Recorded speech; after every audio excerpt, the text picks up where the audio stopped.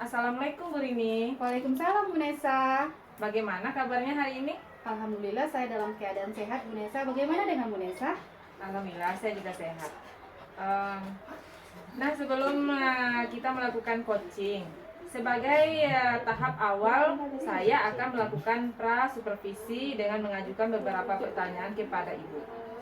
Pertama-tama kita akan mendiskusikan rubrik penilaian. Pada praktek coaching kali ini, coach dan coachee akan saya nilai berdasarkan rubrik penilaian. Yang pertama, apakah praktek coaching yang dilakukan sudah sesuai dengan alur kita atau belum? Dan yang kedua, bagaimana cara Ibu memberikan pertanyaan berbobot kepada coachee? Dan yang ketiga, bagaimana coachee merespon dan menanggapi pertanyaan yang Ibu berikan sebagai coach? Jangan lupa coaching nanti kita harus menerapkan beberapa prinsip dalam coaching, yaitu kemitraan, proses kreatif, dan memaksimalkan potensi. Pertanyaan pertama yang akan saya tanyakan kepada Ibu yaitu kompetensi apa yang akan Ibu kembangkan pada coaching kali ini? Terima kasih saya ucapkan kepada Bu Nesa. Kompetensi yang akan saya kembangkan yaitunya mendengarkan aktif, mengajukan pertanyaan berbobot, memancing ide-ide, dan memfasilitasi perkembangan coaching. Oke, baiklah. Dan yang kedua, kompetensi mana yang akan Ibu kembangkan secara spesifik atau yang ingin diobservasi kali ini? Nah, di sini kompetensi spesifik yang ingin saya kembangkan yaitunya mendengarkan aktif dan memberikan pertanyaan berbobot kepada coaching.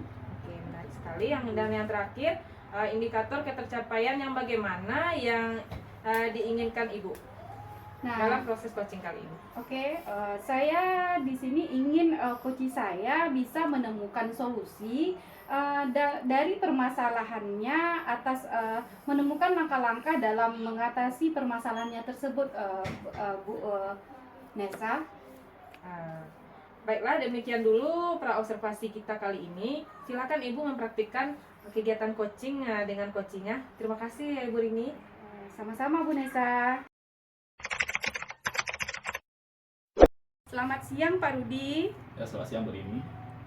Pak Rudi, bagaimana kabarnya pada siang hari ini Pak Rudi? Alhamdulillah sehat Bu. Ibu gimana kabarnya? Alhamdulillah saya juga dalam keadaan sehat. Baiklah Pak Rudi, pada waktu yang singkat ini dalam sesi coaching ini, apa yang ingin Pak Rudi sampaikan kepada saya? Yang ingin saya sampaikan pada sesi coaching kali ini Bu Rini, di sekolah kan saya salah seorang guru penggerak Bu Rini. Nah, jadi dari guru penggerak itu terlimpahlah kasih sayang kepala sekolah terhadap saya. Terlimpah maksudnya di sini beliau memberikan banyak bonus pekerjaan kepada saya, di mana saya dijadikan panitia adiwiyata, pembina OSIS, dalam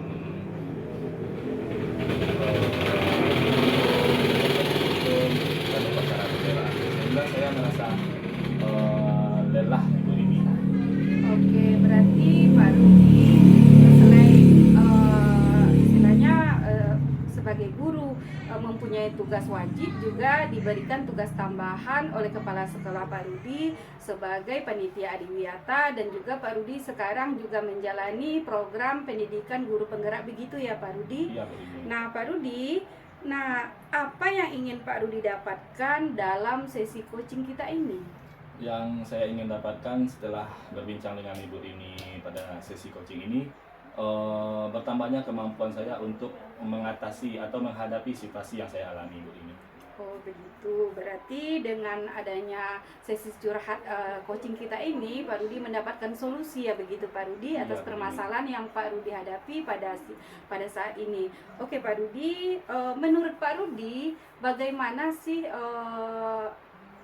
kenyamanan Pak Rudi sebagai guru, baik itu jika mendapatkan tugas tambahan dari kepala sekolah, tugas Pak Rudi sebagai guru juga terlaksanakan. Bagaimana sesi amannya begitu Pak Rudi? Untuk sesi aman ya Bu Rini, saya orang yang berpikir dan saya orang yang beragama, tentu saya harus menyelesaikan kewajiban saya. Yang mana saya seorang guru harus menuntaskan tugas pokok saya sebagai seorang guru. Nah, tapi dikarenakan banyaknya tugas, terkadang saya keteteran untuk melaksanakan tugas pokok saya tersebut. Sehingga terkadang kan kalau kita tidak fit karena banyak tugas, sehingga dalam mengerjakan tugas kita juga tidak fokus, sehingga tidak penuh atau tidak 100% saya berada di lokal untuk melakukan kegiatan pokok saya untuk ibu ini. Oh begitu ya Pak Rudi, berarti Pak Rudi di sini merasa kurang fit dan juga keteteran ya Pak Rudi atas tugas-tugas tambahan yang diberikan kepala sekolah kepada Pak Rudi, bukan begitu Pak Rudi? Iya, ini. Oke Pak Rudi, kalau seandainya kita skalakan permasalahan Pak Rudi ini dengan angka, jika dari 1 sampai 10, di posisi mana Pak Rudi merasa sekarang Pak Rudi? Posisi keamanan saya yang saya rasakan saat ini terkaitan dengan tercapainya tujuan saya sebagai seorang pendidik mungkin berada di posisi 3 atau 4 begini. Oh, begitu Pak Rudi, berarti pada saat ini dengan berbagai macam tugas tambahan yang diberikan kepala sekolah, Pak Rudi merasa bahwa Pak Rudi sekarang pada posisi 3 ya Pak Rudi, Iya. atau 4 begitu. Nah, jika Pak Rudi sekarang merasakan bahwa Pak Rudi diskalakan di posisi 3, nah Pak Rudi inginnya posisi berapa itu kalau kita skalakan nyamannya Pak Rudi sebagai guru gitu? Untuk kenyamanan yang saya harapkan, tercapainya tujuan saya dalam pembelajaran dan memberikan pembelajaran yang baik, saya inginnya berada di posisi 8 atau 9 ibu ini. Oh begitu ya Pak Rudi. Berarti posisi yang Pak Rudi harapkan pada permasalahan yang Pak Rudi hadapi pada saat ini, yaitunya Pak Rudi berada di posisi 8, bukan begitu Pak Rudi? Iya Bu ini. Nah, dari permasalahan yang Pak Rudi hadapi pada saat ini, apa sih yang ingin Pak Rudi lakukan, yaitu rencana apa ke depannya yang ingin Pak Rudi lakukan? Rencana yang ingin saya lakukan ke depannya, saya ingin bisalah membagi waktu gitu Bu ini. Membagi waktu untuk melakukan tugas-tugas sesuai dengan rentetannya, mana yang wajib, mana yang perlu saya lakukan terlebih dahulu. Dan untuk mengajar di kelas, dikarenakan saya sering kecapean, kelelahan ibu ini, tentu saya membutuhkan banyak asupan atau menjaga pola hidup yang sehat untuk diri saya ibu ini. Baiklah Pak Rudi, berarti di sini dengan banyaknya kegiatan Pak Rudi, yaitunya sebagai guru, sebagai panitia adiwiyata, sebagai guru penggerak. Yang pertama Pak Rudi harus menjaga stamina ya Pak Rudi. Iya, Yang kedua Pak Rudi juga harus mengatur pola makan iya, Bu dan ini. menjaga asupan gizi supaya Pak Rudi tetap sehat ya Pak Rudi. Nah, kira-kira apa hambatan yang akan Pak Rudi temui dari rencana yang ingin Pak Rudi laksanakan tersebut Pak Rudi? Untuk hambatan ya Bu ini berdasarkan perencanaan yang telah saya sampaikan tadi, mungkin untuk memulai Bu ini, untuk memulai dari diri saya sendiri Bu ini, kemauan untuk misalkan untuk menjaga kesehatan, dibilang menanti sehingga kelupaan gitu. Jadi memanagenya itu hambatannya Bu ini. Oh begitu ya Pak Rudi. Jadi hambatannya di sini yaitunya kapan Pak Rudi ingin memulainya begitu ya Pak Iya, Rudi. Bu ini. Di sini Pak Rudi supaya kita tetap fit, tetap bugar, supaya kegiatan kita dapat terlaksana sebagaimana mestinya kita sebagai guru, dan ada juga kegiatan-kegiatan tambahan. Kita harus bisa, yang pertama kita harus menjaga kesehatan kita Pak Rudi. Yang kedua kita harus bisa istilahnya memanajemen waktu ya Pak Rudi di sini ya Pak Rudi. Nah, kira-kira kapan akan Pak Rudi laksanakan rencana tersebut Pak Rudi? untuk perencanaan yang telah saya paparkan tadi, mungkin setelah sesi coach ini Bu ini, saya akan berupaya nanti mencari apa-apa saja yang saya butuhkan untuk menjaga kesehatan saya. Mungkin saya akan mencari juga buku kecil untuk memulai membuat rundown, rundown untuk kegiatan-kegiatan yang akan saya lakukan sehingga tidak keteteran Bu ini.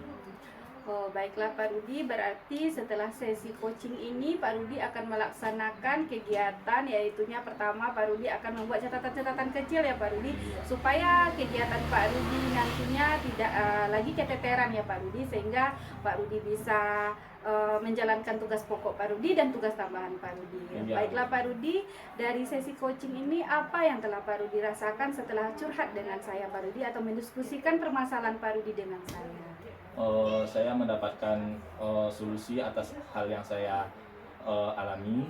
Saya bertekad akan melaksanakannya mulai setelah kegiatan ini, dan saya mendapatkan semangat baru untuk memulainya Bu ini. Yang tadi saya molor untuk bekerjakannya, dan sekarang saya memiliki semangat untuk kembali mempersiapkan diri saya untuk berada di sekolah. Oh, baiklah Pak Rudi, semoga dari hasil diskusi, dari hasil coaching saya ini, Pak Rudi bisa menjalankan aktivitas Pak Rudi dengan baik, yaitunya sebagai guru tadi dan sebagai ada tugas tambahan dari kepala sekolah. Baiklah Pak Rudi, mungkin cukup sampai di sini saja sesi coaching kita pada siang hari ini. Terima kasih Pak Rudi atas waktunya. Assalamualaikum warahmatullahi wabarakatuh. Waalaikumsalam warahmatullahi wabarakatuh. Terima kasih Bu ini atas bantuannya. Sama-sama Pak Rudi.